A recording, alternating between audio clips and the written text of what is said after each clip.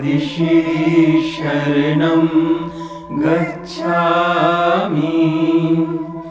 आदिश्री शरणं गच्छामि। सत्यं शरणं गच्छामि।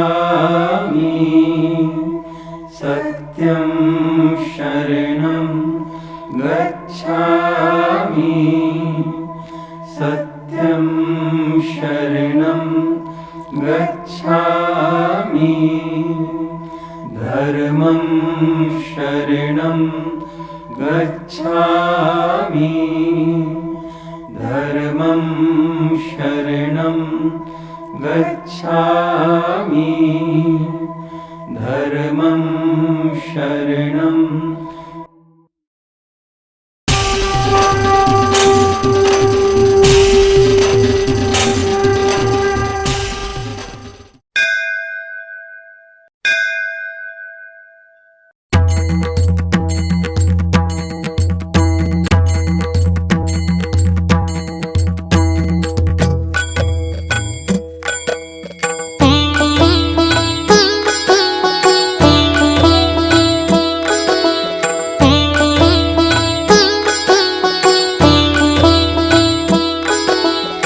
आदिश्री नाम सुमर मन मेरा। आदिश्री नाम सुमर मन मेरा। जन्म सफल हो जाएगा मेरा। जन्म सफल हो जाएगा मेरा। आदिश्री नाम सुमर मन मेरा।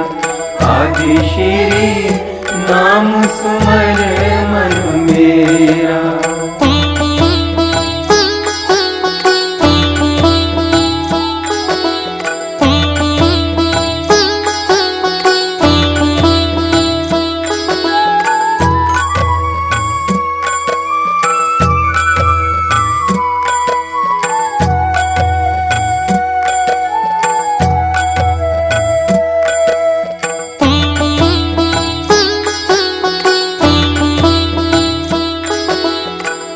यही नाम ऊंचे से ऊंचा।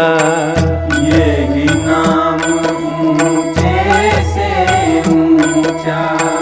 बिन इसके नहीं कोई पहुंचा। बिन इसके नहीं कोई पहुंचा। मिट जाए जन्म मरण का फेरा। मिट जाए जन्म मरण का फेरा। आदिश्री नाम सुमर मन मेरा। आदिश्री नाम सुमर मन मेरा। जन्म सफल हो जाएगा मेरा। जन्म सफल हो जाएगा मेरा।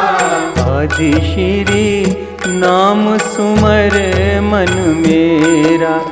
आदिश्री नाम सुमर मन मेरा।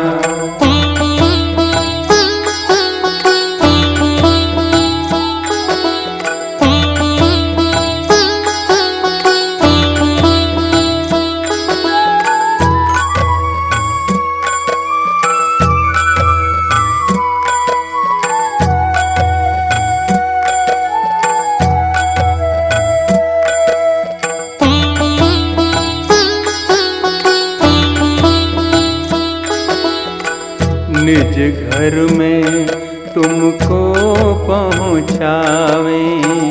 निज घर में तुमको पहुँचावे।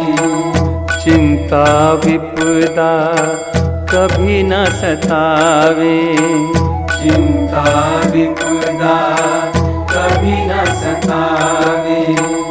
दुख का होवे दूर अंधेरा। दुख का होवे दूर अंधेरा। आदिश्री नाम सुमर मन मेरा। आदि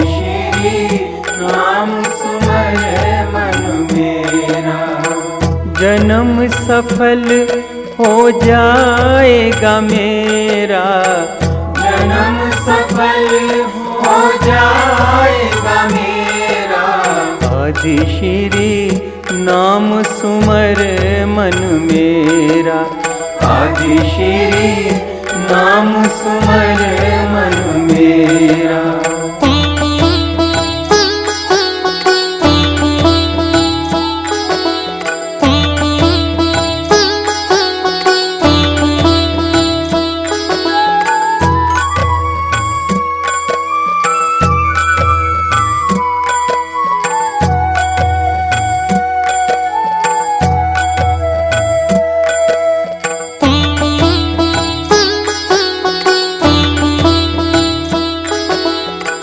प्रीत करो आदि श्री से प्यारा, प्रीत करो आदि श्री से प्यारा।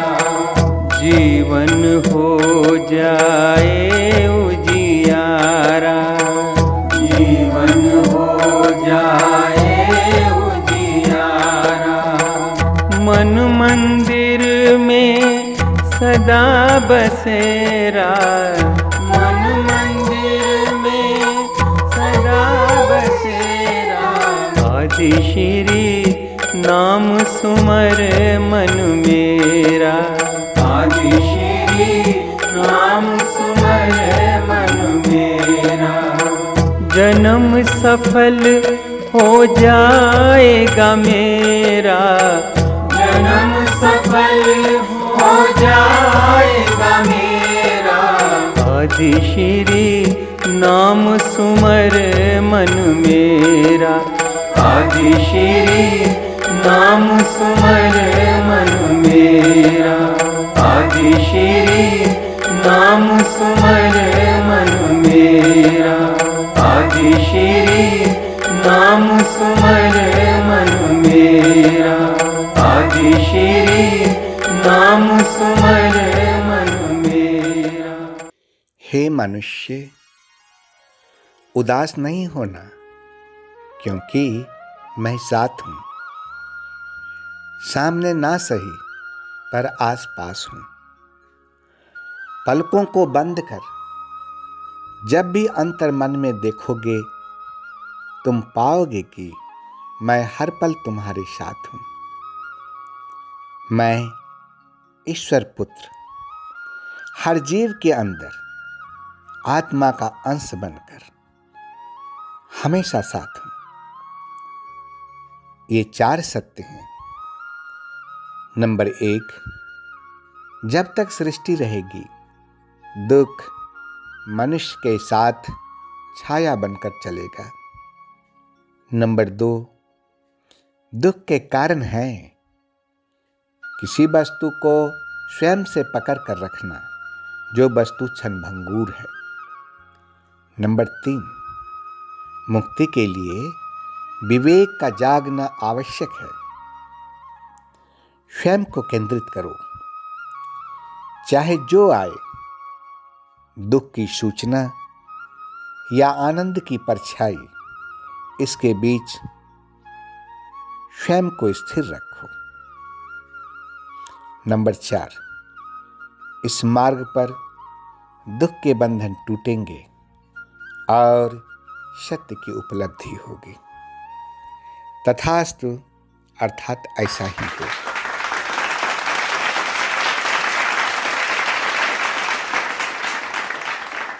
हे धूल में पड़े लोगों, मैं पूजा एलिया की योद्धा ईश्वर पुत्र आदि श्री जी की चरण वंदना करती हूँ और सभी भक्तों का हार्दिक स्वागत करती हूँ।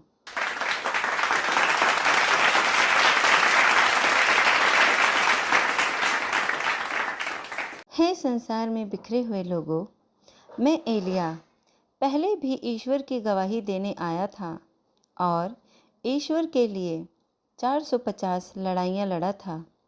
पहले भी मैं मनुष्य शरीर में आया था, आज भी मैं मनुष्य शरीर में आया हूँ। फ़र्क इतना है, पहले ईश्वर के योद्धा नर रूप में थे, आज नारी रूप में चुने गए हैं। इससे ईश्वर को कोई फर्क नहीं पड़ता। ईश्वर की योजना पूरी करने के लिए योद्धा नर रूप में है या नारी रूप में।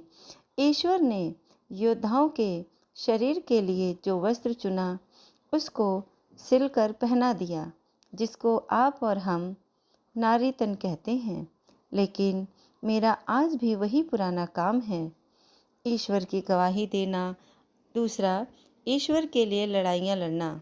मैं एलिया धरती पर 10 दिशाओं में ईश्वर के प्रकट होने की गवाही देता हूँ और मैं घोषणा करता हूँ कि भगवान कल की धरती पर छिपकर रहेंगे और अपनी योजना को छिपकर ही पूरा करेंगे। श्रीमद् भागवत महापुराण भी सत्य की गवाही देता हूँ। धर्मशास्त्र के प्रकाशित वाक्य में भी मैं उनका प्रमाण और पहचान पहले ही दे दिया गया है।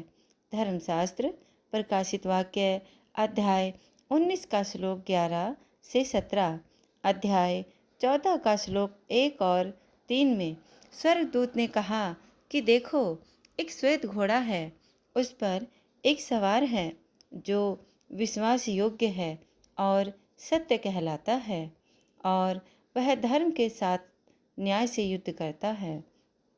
उसकी आंखें आग की ज्वाला है, उसके सिर पर एक राज मुकुट है, उस पर एक नाम लिखा है जिससे उसे छोड़ कोई और नहीं जानता। वह लहू छिड़का हुआ वस्त्र पहने हैं और उसका नाम परमेश्वर का वचन है। उनके वस्त्र और जांघ पर यह नाम लिखा है, राजाओं के राजा, प्रभु का प्रभु। सर्वशक्तिमान परमेश्वर का मनुष्य के सामने प्रकटीकरण होने का समय बहुत निकट है और उनके साथ 1,44,000 जन अर्थात आत्माएं हैं, जिनके माथे पर उसका और उसके पिता का नाम लिखा हुआ है। वह सब अपने पिता के सामने एक नया गीत गाएंगे। वास्तव में भगवान कल की का मनुष्य के सामने प्रकटीकरण तब होगा जब कली पुरुष लोगों के सामने प्रकट होगा और धरती के सारे देश के शासन कली पुरुष के हाथ में चला जाएगा। देखो, आज मैं आपको एक रहस्यमय बात बताऊंगा जिसको मुझे आदि श्री जी ने बताया है और मैं जो उनसे सुना हूँ उसकी गवाही देता हूँ। सचमुच आदि श्री ही वह परम तत्व हैं जो मनुष्य नहीं बल्कि एक दिव्य प्रकाश है, एक दिव्य ऊर्जा है जिसके प्रभाव से यह सृष्टि में अस्तित्व है। आज वह आदि श्री अरुण मनुष्य शरीर में जरूर हैं, लेकिन उनका वास्तविक स्वरूप दिव्य प्रकाश है जिसको संत, ऋषि और महात्मा ध्यान में अलौकिक प्रकाश के रूप में दर्शन करते हैं। आज मैं उसी ईश्वर की कहानी आपको सुनाऊंगा। परमेश्वर और मनुष्य एक साथ प्रवेश करेंगे। आरंभ में परमेश्वर विश्राम कर रहा था। उस समय पृथ्वी पर कोई मनुष्य या अन्य कुछ भी ना था और परमेश्वर ने किसी भी तरह का कोई काम न किया था। परमेश्वर ने अपने प्रबंधन के कार्य को केवल तब आरंभ किया जब एक बार मानव जाति अस्तित्व में आ गई और एक बार जब मानव जाति भ्रष्ट कर दी गई। इसके बाद से परमेश्वर ने विश्राम नहीं किया, बल्कि इसके बजाय उसने स्वयं को मनुष्य जाति के बीच व्यस्त रखना आरंभ कर दिया। यह मनुष्यों की भ्रष्टा की वजह से था कि परमेश्वर को उसके विश्राम से उठा दिया गया, और यह प्रधान स्वर्गदूत के विद्रोह के कारण भी था कि जिसने परमेश्वर को उसके विश्राम से उठा दिया। यदि परमेश्वर शैतान को परास्त नहीं करता और मानव जाति को नहीं बचाता है जो कि भ्रष्ट हो चुकी है, तो परमेश्वर पुनः कभी भी विश्राम में प्रवेश नहीं कर पाएगा। जैसे मनुष्य में विश्राम का अभाव है, वैसे ही परमेश्वर में भी विश्राम का अभाव है। जब परमेश्वर पुनः विश्राम में प्रवेश करेगा तो मनुष्य भी विश्राम में प्रवेश करेगा। विश्राम में जीवन बिना युद्ध, बिना गंदगी और लगातार बनी रहने वाली अधार्मिकता के बिना है। कहने का अर्थ है कि इसमें शैतान के उत्पीड़न, यहाँ शैतान का संकेत शत्रुतापूर्ण शक्तियों से है। शैतान की भ्रष्टता और साथ ही परमेश्वर के विरोधी किसी भी शक्ति के आक्रमण का अभाव है। हर चीज़ अपने मूल स्वभाव का अनुसरण करती है और सृष्टि के प्रभु की आराधना करती है। स्वर्ग और पृथ्वी पूरी तरह से शांत हो जाती हैं। यह मानव जाति का विश्राम से भरा जीवन है। जब परमेश्वर विश्राम में प्रवेश करेगा तो पृथ्वी पर अब और कोई अधार्मिकता नहीं रहेगी और शत्रुता पूर्ण शक्तियों का आक्रमण नहीं होगा। मानव जाति एक नए राज्य में भी प्रवेश करेगी। वह शैतान द्वारा भ्रष्ट की गई मानव जाति अब और न होगी, बल्कि ऐसी मानव जाति होगी जिसे शैतान द्वारा भ्रष्ट किए जाने के बाद बचाया गया है। मानव जाति के विश्राम का दिन परमेश्वर के भी विश्राम का दिन है। मानव जाति के विश्राम में प्रवेश की असमर्थता के कारण परमेश्वर ने अपना विश्राम खोया। ऐसा नहीं था कि वह मूल रूप में विश्राम करने में असमर्थ था। विश्राम में प्रवेश करने का यह अर्थ नहीं है कि सभी चीज़ों का चलना बंद हो जाएगा या सभी चीज़ें विकसित होना बंद कर देंगी। ना ही इसका यह अर्थ है कि परमेश्वर का कार्य होना बंद हो जाएगा या मनुष्य का जीवित रहना बंद हो जाएगा। विश्राम में प्रवेश करने का चिन्ह यह है कि शैतान नष्ट कर दिया गया है। शैतान के साथ बुरे कामों में शामिल दुष्ट लोगों को दंडित किया गया है और मिटा दिया गया है। परमेश्वर के प्रति सभी शत्रुतापूर्ण शक्तियों का अस्तित्व समाप्त हो गया है। परमेश्वर के विश्राम में प्रवेश करने का अर्थ है कि मानव जाति के उद्धार के अपने कार्य को अब नहीं करेगा। आज यदि आप मेरी बातों को समझ चुके हैं तो अब फैसला कीजिए कि क्या उस पिता के साथ तुम उस विश्राम में प्रवेश करना चाहते हो अथवा शैतान के कामों में शामिल होकर नष्ट हो जाना चाहते हो। यदि तुम ईश्वर के विश्राम में प्रवेश करना चाहते हो तो फैसला आज और अभी कर लो। आपका उत्तर यदि हाँ में है तो आप ईश्वर के वचन के अनुरूप बनिए और उनके आज्ञा का संपूर्ण रूप से पालन कीजिए। फैसला आपके हाथ में है। धन्यवाद।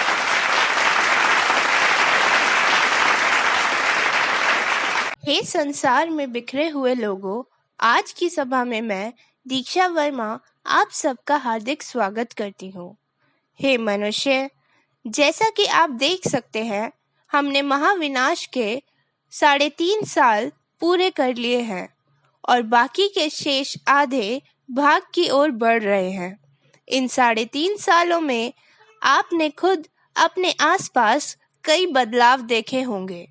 परिवर्तन ऐसे हैं जो हमारे ईश्वर पुत्र आदि श्री अरुण जी की सभी चेतावनियों, भविष्यवाणियों और वचनों को सच साबित कर रहे हैं। पिछले 33 वर्षों से वे जिन बातों के लिए हमें आगाह करते आ रहे हैं वे सच हो रही हैं। तो निश्चित ही ईश्वर पुत्र आदि श्री अरुण जी के जो वचन आने वाले दिनों के लिए हम सुन रहे हैं वे भी सच ही साबित होंगे। तो अब मेरा प्रश्न यह है कि क्या आपने भगवान आदि श्री जी की इन बातों को अभी तक गंभीरता से लेना शुरू किया है? क्या आपने पूरे मन से उनके दिखाए गए मार्ग को अपनाने और उस पर चलने की कोशिश की है? अगर नहीं तो मेरा सवाल है, ऐसा क्यों? आप लोग ईश्वर पुत्र के इतने करीब हैं और इतने सालों से उनकी शिक्षाओं, चेतावनियों, भविष्यवाणियों को सुन रहे हैं, लेकिन क्या आपने आज तक उन्हें गंभीरता से सुना है? यदि आपने उन्हें सुना होता तो आप इस राह को सीखते और अपने आध्यात्मिक मार्ग में काफी आगे बढ़ चुके होते। उनकी शिक्षाएं न केवल आपको आपके आध्यात्मिक मार्ग में सफल बनाने के लिए हैं, बल्कि आपको इस दुनिया में भी एक सुरक्षित, सुखी और तनाव मुक्त जीवन प्रदान करने के लिए हैं। लेकिन हमारे लिए सवाल यह है कि क्या हमने कभी उनकी अनमोल शिक्षाओं का लाभ उठाया है? आप लोगों के लिए यह सिर्फ 1 या 2 घंटे की स्पीच की तरह लग सकती है, लेकिन क्या आप लोगों ने कभी उनके मुंह से निकले एक एक शब्द का मूल्य समझा और महसूस किया है? बहुत दुख के साथ कहना पड़ रहा है, लेकिन इसका जवाब ना है, क्योंकि अगर किया होता तो हम सब आज उज्जवल, निर्मल और पवित्र बन चुके होते। उनके शब्द हमारे लिए जीवन है, हमारे लिए प्रकाश है, वह प्रकाश जो हमारे जीवन के निराशाजनक दिनों और बुरे समय में हमें रास्ता दिखाने की शक्ति रखते हैं। उनके वचन हमारे लिए प्यार और परवाह से भरे होते हैं। ऐसे समय जब हम दुखों से घिर जाते हैं, उनका वचन ही है जो हमें उन दुखों से बाहर निकालकर खुशी की ओर ले जाता है। उनके वचन आपके कल्याण और उद्धार के लिए हैं। लेकिन आप जरा स्वयं के कामों और उनके प्रति अपने श्रद्धा भाव पर विचार कीजिए। अभी भी वक्त है, उनके शब्दों के मूल्य को महसूस करें, क्योंकि आज आपके पास वह हैं, लेकिन कल आपके सामने वह ऐसे नहीं मिलेंगे। जैसे कि आप स्वयं देख रहे हैं कि हमारे ईश्वर पुत्र दिन प्रतिदिन अपने कार्य को पूरा करने में और शैतान यानी कले पुरुष से युद्ध करने में व्यस्त होते जा रहे हैं, और इस प्रकार हम उन्हें हफ्तों तक देख भी नहीं पाते हैं। कल्पना कीजिए कि यदि आप अपना रास्ता सीधा नहीं करते हैं और उनकी आज्ञा का पालन नहीं करते हैं, तो एक दिन आप उन्हें हमेशा के लिए खो देंगे और शायद उनकी झलक भी नहीं देख सकेंगे। हे मनुष्य, अभी 2 हफ्ते पहले हमारे ईश्वर पुत्र आदि श्री अरुण जी ने हमें बहुमूल्य 9 वचनों वाला सुरक्षा कवच या छतरी प्रदान करी, जिसका स्विच भी आप ही के हाथों में सौंप दिया गया है। जैसा कि हम सभी जानते हैं कि वह हमारे प्रभु हैं और हम पर आने वाले खतरों को देखने में पूरी तरह से सक्षम हैं। इस प्रकार उन्होंने आपको एक छतरी दिया जो आने वाले भयानक दिनों में आपकी सुरक्षा करेगा। यह छतरी 9 आज्ञाओं के रूप में है। यदि आप इन 9 आज्ञाओं का ईमानदारी से पालन करते हैं, तो आप इस दुनिया पर आने वाली किसी भी आपदा से खुद को बचाने में सक्षम होंगे। अब मेरा आपसे यह प्रश्न है कि क्या आप में से किसी ने वास्तव में इस मार्ग पर चलने का प्रयास किया है? आप इस बात का आज ही विश्लेषण कीजिए। आपको अपने दिल से उत्तर जरूर मिलेगा। अब बताइए कि यह अमृत, यह छतरी, यह रक्षा कवच जो प्रभु ने आपको दिया है, यदि आप इसका उपयोग ही नहीं करेंगे, तो क्या आप इसका लाभ उठा सकेंगे? क्या आप बच सकेंगे? इस प्रकार हे मेरे भाइयों और बहनों, आज मैं यहाँ आपको इस बात का एहसास कराने आई हूँ कि आप प्रभु के वचनों का पालन ना करके अपने जीवन में बहुत बड़ी चीज खो रहे हैं। सच में आप जीवन के मुकुट तो खो ही रहे हैं, लेकिन साथ ही साथ आप बुरे लोगों की टोकरी में डल जाएंगे और परमेश्वर को हमेशा के लिए खो देंगे। इसीलिए अगर आप इन सब दंड से बचना चाहते हैं, तो ईश्वर पुत्र आदि श्री जी की सलाह के अनुसार भगवान के साथ रहने और सभी प्रकार के दुखों को मिटाने का एक उपाय है कि आप अपने आप को ईश्वर में डुबोए रखिए। और ऐसा करने के लिए आपको परमेश्वर की आज्ञाओं को मानना होगा, उन पर चलना होगा। परमेश्वर के इन वचनों को कम मत समझिए, क्योंकि वह अपने आप में जीवन रखते हैं। धर्मशास्त्र यूहन्ना अध्याय 1 का श्लोक 1 को उल्टाकर देखिए। आदि में वचन था और वचन परमेश्वर के साथ था और वचन परमेश्वर था। इसीलिए हे भाइयों और बहनों, कृपया यह समझने की कोशिश करें कि भगवान और उनके शब्द एक ही हैं। यह वह मार्ग है जो आपको आपके युगों पुराने इच्छित लक्ष्य यानी मोक्ष प्राप्ति करने की ओर ले जाएगा और प्रभु के राज्य के आगमन से पहले के इस अंतिम चरण में हमें इसमें और अधिक सतर्क रहना होगा, क्योंकि शैतान वैसे भी आपको भ्रमित करने की कोशिश करेगा और आपके जीवन के मुकुट को छीनने की कोशिश करेगा। इस प्रकार आपको अपनी सारी शक्ति लगानी होगी और अपने आप को प्रभु के मार्ग पर टिकाए रखना होगा। इसके लिए आपको बिना किसी भूल या बहाने के सच्चे मन और ईमानदारी से उनकी आज्ञाओं का पालन करना होगा। परिणाम के बारे में सोचे बिना प्रभु के मार्ग पर चलते रहना होगा।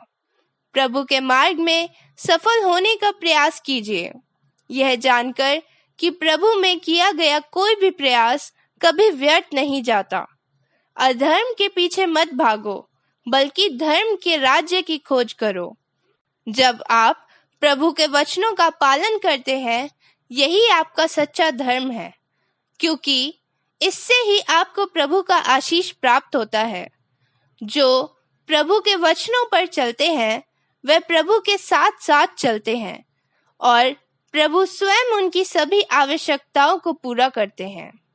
इस प्रकार इधर उधर ना देखकर अपने मार्ग से भ्रमित हुए बिना चलते रहिए।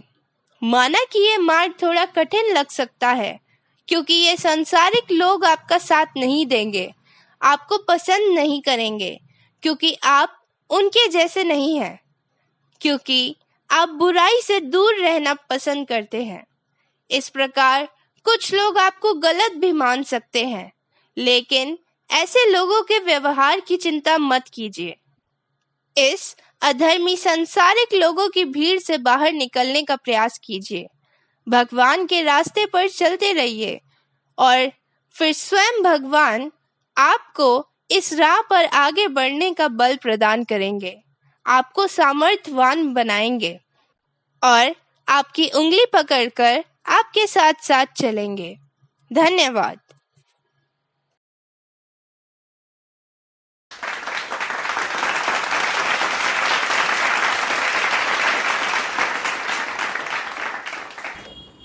मैं रितिका आज की ईश्वरीय सभा में आप सबका हार्दिक स्वागत करती हूँ। इस दुनिया में किसी भी चीज़ को पकड़ा नहीं जा सकता है। किसी भी चीज़ को पकड़ने से दुख ही आता है। सब चीज़ें कुछ ही समय के लिए होती हैं और जब आप इन्हें पकड़ लेते हैं तो आपके जीवन में दुख अपने आप आ जाता है, क्योंकि आप इन चीज़ों से मोह लगा लेते हैं और इनके चले जाने या खो जाने के बाद आपके जीवन में दुख आने लग जाता है। आप प्रकृति के विपरीत चलते हैं। जैसे एक आदमी नदी के प्रभाव के उल्टे ओर तैर रहा हो और अपने आप को आगे ना बढ़ता देख वह पराजित महसूस करने लगता हो, और जो इंसान नदी की धार के साथ साथ तैरता है वो कभी नहीं हारता और जो उसे चाहिए होता है वह उसे प्राप्त हो जाता है। प्रकृति भी नदी के प्रभाव की तरह है, जो कभी नहीं रुकती और समय के साथ बदलती रहती है। विपरीत को चाहते तो सब है, पर वह संभव कभी नहीं हो सकता। इंसान के पास जितना भी हो वो और की आशा रखता है, लेकिन इस चीज़ से अनजान मत बनिए कि इस धरती पे ना कुछ आप लाए हैं और ना कुछ ले जा सकते हैं।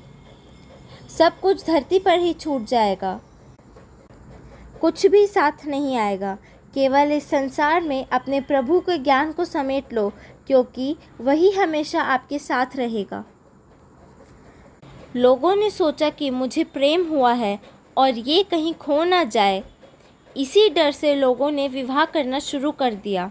लेकिन एक बात याद रखिए कि कागज़ का फूल लंबे समय तक टिक सकता है, परंतु असली फूल नहीं। विवाह एक कागज़ का फूल है, लेकिन प्रेम गुलाब का फूल है। सुबह खिला और शाम को मुरझा गया। लेकिन अगर आप ये प्रेम प्रभु से करते हैं तो यह फूल हमेशा खिलता रहेगा, कभी नहीं मुरझाएगा, क्योंकि वो प्रभु अपने बच्चों से बहुत प्रेम करते हैं और उन्हें कभी मुरझाने नहीं देंगे। जब आप किसी से मोह लगा लेते हैं तो आपके लिए मुश्किल हो जाता है उस मोह को छोड़ना, और जिस चीज़ से मोह रहता है वही चीज़ आपके सुख के रास्ते को बंद कर देती है। अगर आप एक कागज़ पर लिखते हैं कि आपके पास क्या क्या है और फिर एक एक करके देखें कि अगर ये सब खो जाए तो मेरे पास कुछ नहीं है, और आप डर जाएंगे देखकर कि आपके पास कुछ भी ऐसा नहीं है जो आपका खुद का हो, जो आप खुद लेकर आए हों। आपने अपने आप को कूड़े करकट से भरा हुआ है। आपको डर लगता है कि कहीं मैं खाली ना हो जाऊं, पर जब तक अपने मन के कमरे को खाली नहीं करोगे, अपने मन से कूड़ा करकट नहीं निकालोगे, तब तक सोने और मोतियों जैसी प्रभु की बातें मन के कमरे में कैसे भरोगे। इसलिए ध्यान साधना ज़रूरी है और मोह को त्यागना भी, क्योंकि ये ही सबसे बड़ा कारण है हमारे दुख का। अगर मोह रखना भी है तो अपने प्रभु से रखो, क्योंकि उनसे मोह रख कर आपके जीवन में सिर्फ खुशियाँ ही खुशियाँ आएंगी। धन्यवाद।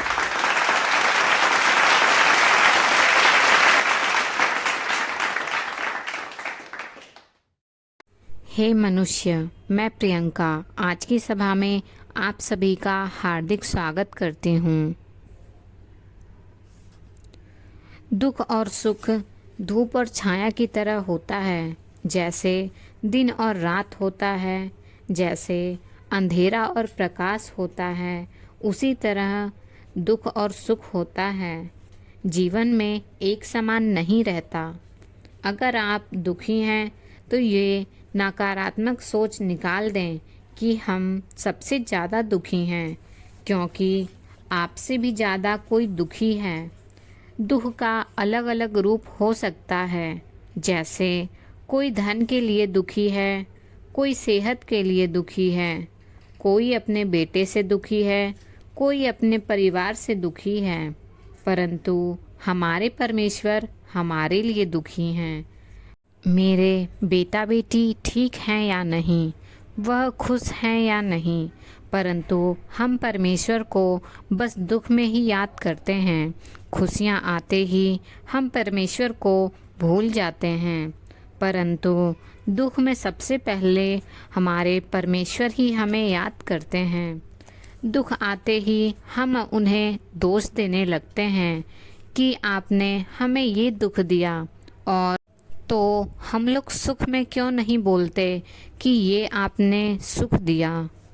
क्या आपके पास इसका जवाब है?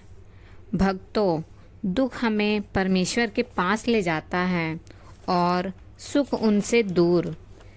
जब भगवान श्री कृष्ण माता कुंती से कहे कि आप भी मुझसे कुछ मांगो, तो पता है माता कुंती ने क्या मांगा?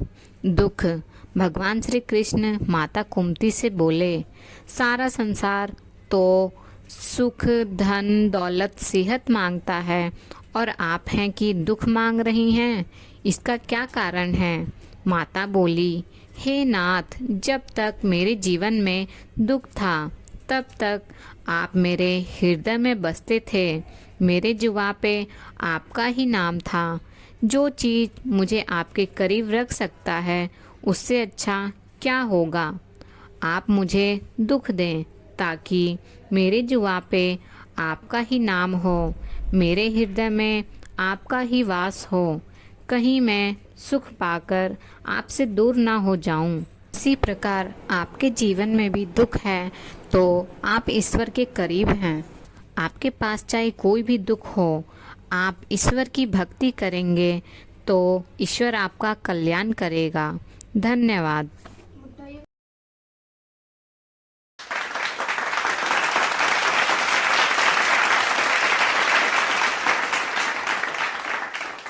मैं खुशी आज की सभा में आप सबका हार्दिक स्वागत करती हूँ।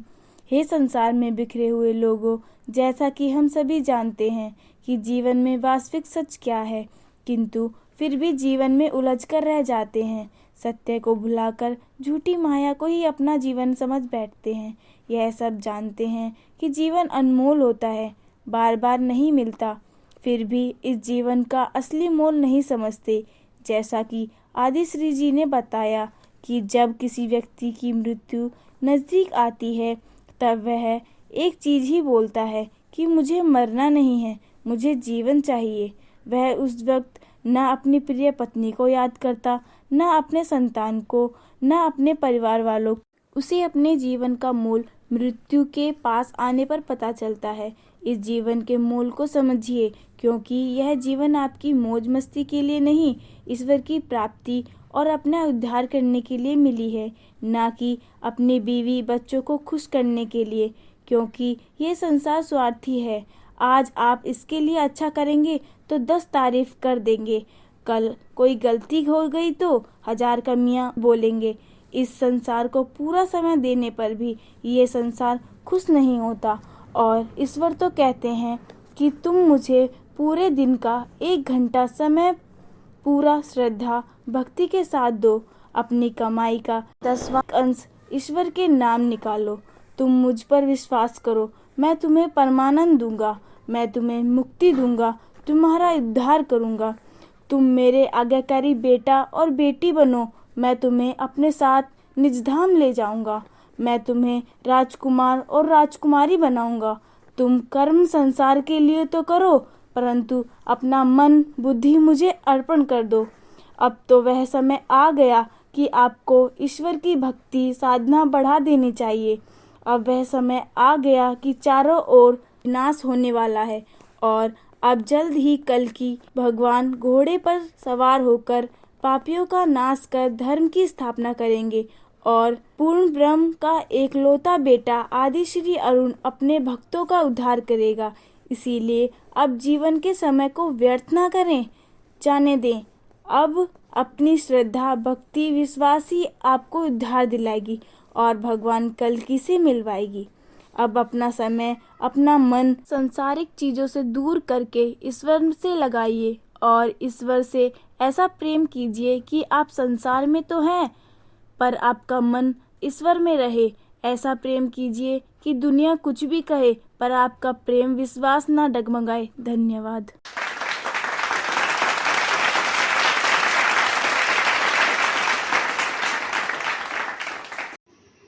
मैं सुहानी आज की सभा में आप सबका हार्दिक स्वागत करती हूँ। हे मनुष्य, आप सब जानते हैं कि ये जीवन बहुत अनमोल है, और ये सत्य है कि इस जीवन का लक्ष्य ईश्वर की प्राप्ति और उद्धार करना है। तो क्या आप सबने अपने लक्ष्य को प्राप्त करने की तैयारी कर ली? अगर नहीं तो तैयारी कर लीजिए, क्योंकि आप सब जानते हैं कि ये समय सोचने विचारने का नहीं है। जिस प्रकार हर युग में ईश्वर अपने भक्तों के लिए अवतार लेकर आते हैं और अपने भक्तों का उद्धार करते हैं, परंतु जिसने ईश्वर पर विश्वास नहीं किया वह धरती पर नष्ट होने के लिए रह जाता है।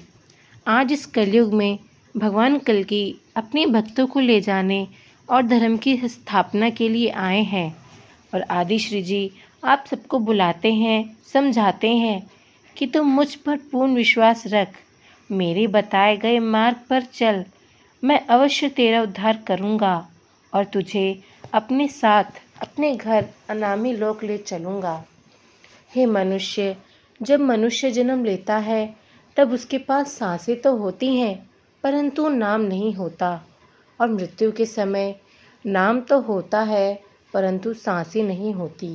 इसी के बीच की यात्रा को जीवन कहते हैं, और ये जीवन बार बार नहीं मिलता। इसी जीवन में आप ईश्वर की प्राप्ति कर लो, क्योंकि यह कलयुग का अंतिम समय चल रहा है, और यह अंतिम चरण आप लोगों के लिए ईश्वर प्राप्ति का आखिरी मौका है। इस समय को जाने मत दो। अगर यह समय चला गया तो पछताने के सिवा कुछ शेष नहीं बचेगा। ईश्वर प्राप्ति के लिए इन 3 मार्ग पर चलें। इन मार्ग पर चलकर आप निसंदेह ईश्वर की प्राप्ति कर पाएंगे। पहला, ईश्वर पर पूर्ण विश्वास। यूहन्ना 14:9 और 10।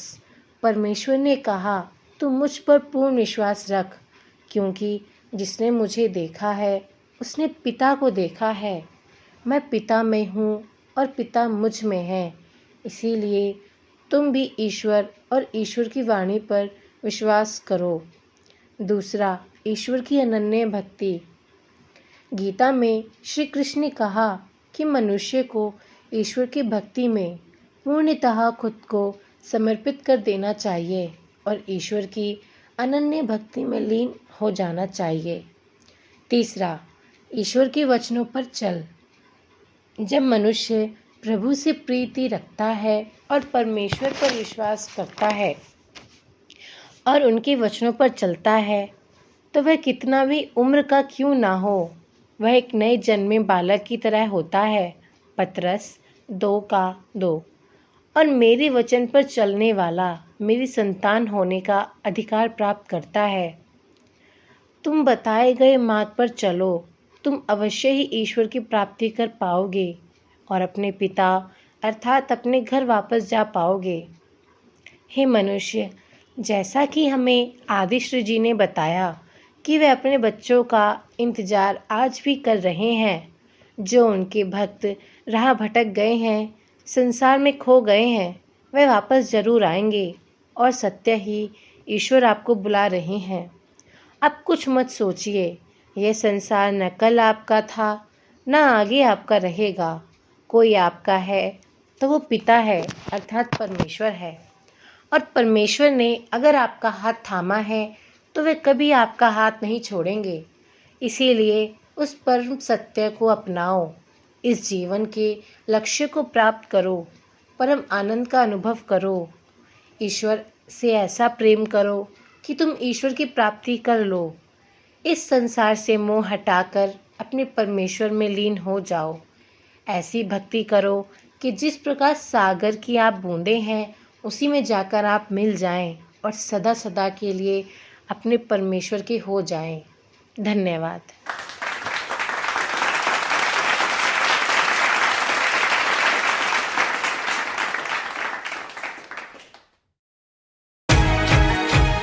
गुरु के बिन कोई भी ज्ञान कहाँ पाए, ज्ञान का अमृत देने तुम खुद ही चले आए। गुरु के बिन कोई भी ज्ञान कहाँ पाए, ज्ञान का अमृत देने तुम खुद ही चले आए।